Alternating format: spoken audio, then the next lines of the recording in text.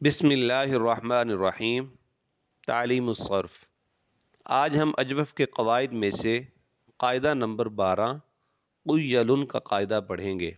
जो वाव अजवफ़ में यानी आइन कलमे में फ़ुआलुन जमा मुकस्सर के आइन कलमे के मुकाबले में आए, उसको या से बदलना जायज़ है।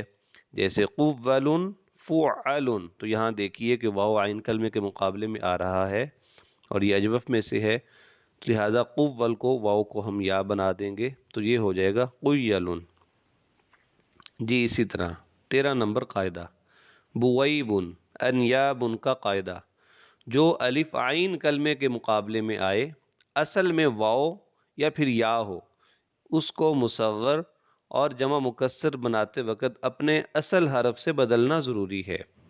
जैसे बाबुन, तो यहाँ देखिए जो अलिफ है ये असल में वाव था पहले, और तो ये अलिफ जो है ये आइन कलमे के मुकाबले में आ रहा है।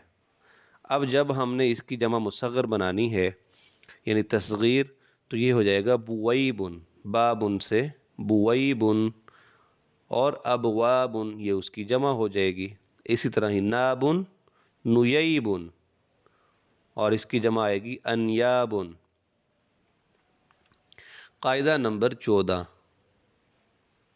अदउरुन का क़ायदा। जो वाव मज़मूम हो, गैर मुशद्दद हो यानी तशदीद वाली ना हो, आइन कलमे के मुकाबले में आए, उसको हमज़ा से बदलना भी जायज़ है। जैसे अदवुरुन से अदउरुन, तो यहाँ देखिए अदवुरुन वाव जो है ये आइन कलमे के मुकाबले में आ रही है, मज़मूम है और तशदीद वाली भी नहीं है, तो लिहाजा इस वाव को हमज़ा से बदला जा सकता है, तो ये अदवुरुन से अदउरुन हो जाएगी।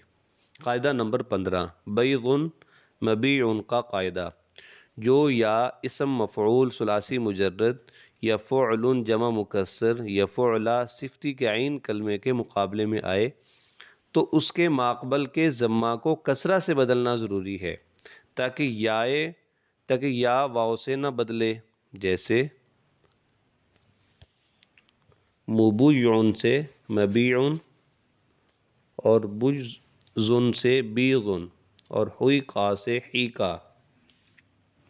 तो यहाँ देखिए कि तीनों मिसालों में या कलमे आइन कलमे के मुकाबले में ये आ रही है या, तो हमने क्या करना है कि इसके ज़म्मा को कसरा से बदल देना है सब जगह।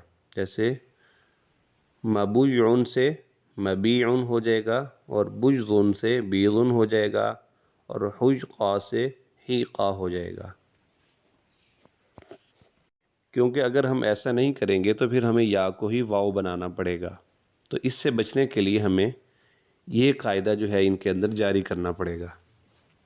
क़ायदा नंबर 16 लम यकू का क़ायदा। काना यकूनु के फ़ेल मुज़ारे मालूम का नून जब जज़म की जगह से साकिन हो जाए, जज़म की वजह से साकिन हो जाए, तो उसको तख़फ़ीफ़ के लिए हज़फ करना जायज़ है। जैसे लम यकुन से लम यकू, और लम तकुन से लम तकू। तो यहाँ देखिए कि ये जो फ़ेल मुज़ारे मालूम का जो नून है, तो ये जज़म की वजह से साकिन है, तो इसको तख़फ़ीफ़ के लिए क्या किया कि नून को ही हज़फ कर दिया, तो ये भी जायज़ है। तो लम यकुन से लम यकू हो जाएगा, और लम तकुन से लम तकू हो जाएगा। इसके बाद हम पढ़ते हैं आज के सबक का आखिरी क़ायदा। क़ायदा नंबर 17 क़वाइलुन बवाइउन का क़ायदा। जो वाव या याए जमा मुंतहिल जुमू के ऐसे अलिफ के बाद आए जिससे पहले वाव या या हो और उसके बाद दो हरफ हों, उस वाव या फिर या को हमज़ा से बदलना ज़रूरी है।